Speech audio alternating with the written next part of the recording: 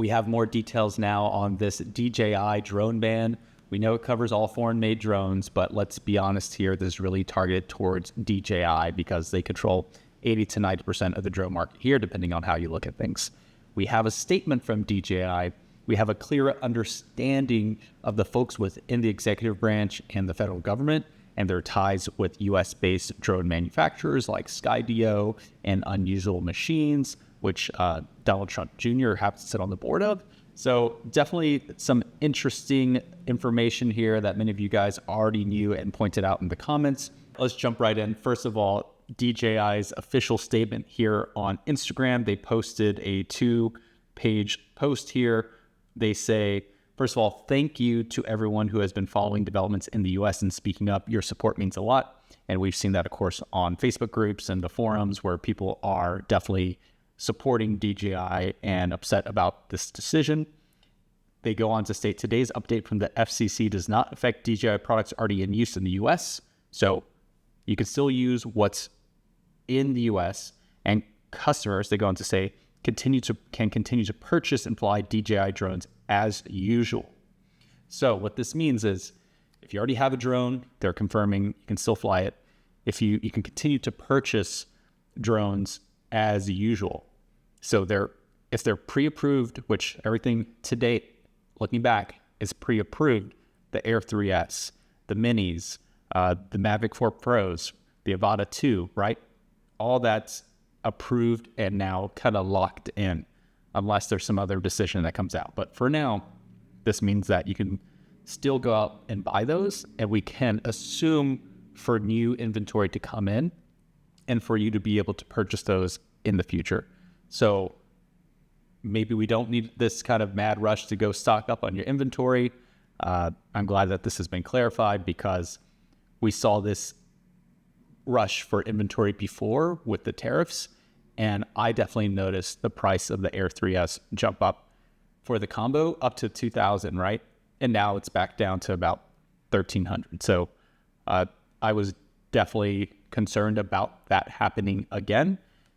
From the sound of it, we may not be in that situation. I'll go back to the statement here. The FCC also notes that new products may be cleared for launch in the future based on determinations by the Department of Defense and the Department of Homeland Security. So there's some promise there potentially. It sounds like they're going to have to negotiate every single release, which if you're a private company, could you imagine doing that? If you want to go launch your next product and you have to negotiate with the federal government beyond all the red tape that you normally would have to do anyway, just regulation-wise, that's insane. And it's really unfortunate. And really, it's going to be a huge burden for DJI. And I wonder if it's going to impact our cost to acquire these, because they're going to have to staff up to do that. They're going to have to think about the additional timeline. It's going to slow their ability to get to market. That's even if they get these future items approved. So we're probably going to have to pay the cost there, just like we did for the tariffs, right? Okay, I'll read the second page here from DJI's statement now. Concerns about DJI's data security are about protectionism, not evidence.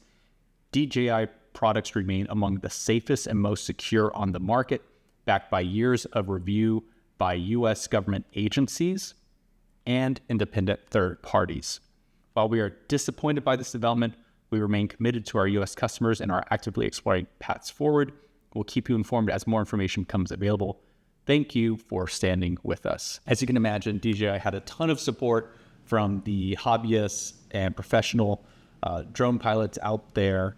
And I think I saw in the New York Times that there's about 500,000 registered pilots here. So you could think about maybe there's double or triple that amount of non-registered when you look at the whole picture here. So let's call it 1 million pilots here in the US who are flying drones. We can make an assumption here that 80% of those folks are flying DJI drones. So definitely there's probably been a lot of online support and outcry. I've seen them in the Facebook groups and forums like that. And yeah, it's true. A lot of people are upset. Some folks are happy about this. Yeah, this just doesn't make a lot of sense because I'm thinking about And DJI talks about this not being based in evidence. And I agree. Like, where's the evidence that shows anything where a DJI drone has sent back nefarious data that it shouldn't have back to like Chinese servers? Is it possible that a firmware update could potentially make this a beacon of some sort where now it's sending back information that it shouldn't? I guess so. But you can do that with like so many different products that are all connected now, all these smart products. Like your fridge could become a beacon, right? My drone is in a case without a battery. It's not much of a threat. That's my take, guys. I know some of you guys are hawkish on this, and that's totally fine. I get it. I used to work in national security. I totally get it. My drone, again, is in a case, no battery. So I think we're okay, but let's move on. The FCC mentions that this update to the covered list does not prohibit the impact, sale, or use of any existing device models the FCC previously authorized. So what that means is if it's already approved, you're good to go. The Air 3S, the Mav 4 Pro, the Minis, the Avatas. If there's a history of these items being approved and sold in the US, you're good to go. And I think it's safe to assume that there will be a steady supply of these in the future. Let's see how it all shakes out. But according to what we're seeing here and what DJI is saying, these items should not be impacted, and you should continue to be able to purchase and acquire these items. The second point the FCC makes here is that this action does not affect any previously purchased drone, which we knew. So we're good to go there. All right, third item here, let's talk about Skydio. So you guys brought this to my attention, and this was also reported in the New York Times.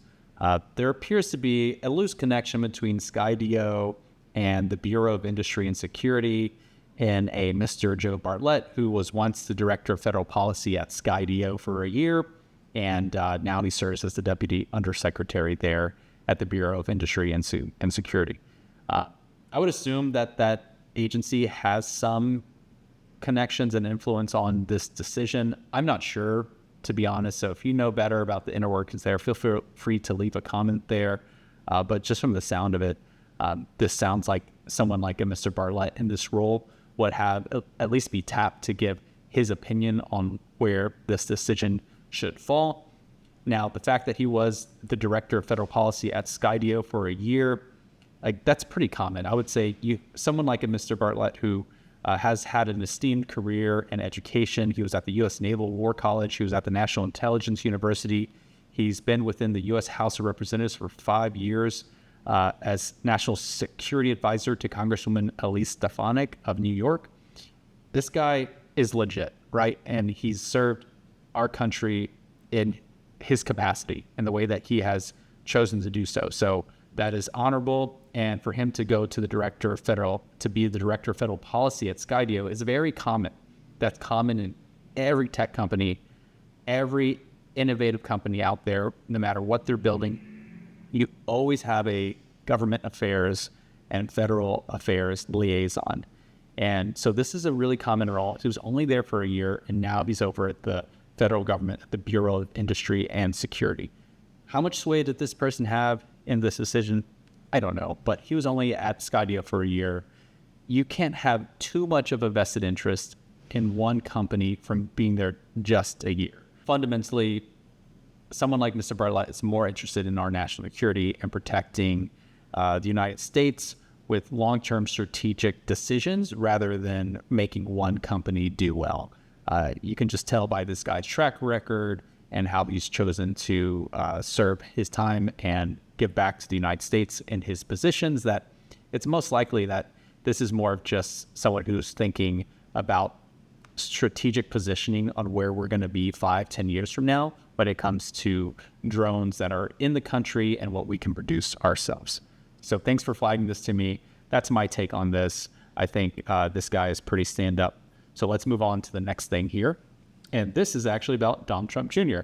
So this is something that you guys flagged to me, and this was also reported in the New York Times. Donald Trump Jr. is on the advisory board to a U.S. drone component manufacturer called Unusual Machines based out of Florida. This was news to me, so that's pretty cool that you guys brought this to my attention. Yeah, I mean, in this case, if you have a question on what should we do about drones in the U.S., you're going to ask your son, right? You're going to ask your family. And is it possible that someone like Donald Trump Jr. wanted to sway influence in favor of something like Unusual Machines? Maybe. I don't know. Again, like, these are probably such minimal stakes in companies, and one company here, one company there. Yeah, but I do think that overall, these folks have an overarching vested interest in the success of the United States, of our national security, of our domestic drone production. Did they go about it in the right way? Probably not. Like, it doesn't make sense. I can still go buy a 3S, a Mini, a Mavic 4 Pro, right? And they're not going to stop producing them and selling them in the market. So if there really was a national security risk, they would just stop allowing them to be sold or flown in the US. This is really about giving some room for domestic production of these drones. And it was definitely a clunky way to do this. Probably not the best way to do it. We'll see how things shake out. So that's where we are. I wanted to provide a quick follow-up to my video yesterday when the news just hit. Is this the right approach? I don't think so. It's messy. It's clunky. The fact that I can go fly the Air 3S, go buy it again next year, continue to fly it, but then the moment the 4 is released and it has enhanced safety features, a better camera, and I can't go and buy that, it makes no sense to me, even though it operates almost fundamentally the same way from a security and data standpoint as the Air 3S that I'm allowed to fly. That just does not make sense. But here we are. So keep it coming. Give me a follow if you want to stay up to date as those videos post. And feel free to check out Drones Over Texas, which is the drone business that I run. I have a drone training course there that is releasing in February. I invite any of you guys to go check that out. Be happy to have you guys. Until next time, y'all take care. Happy holidays. Catch you later.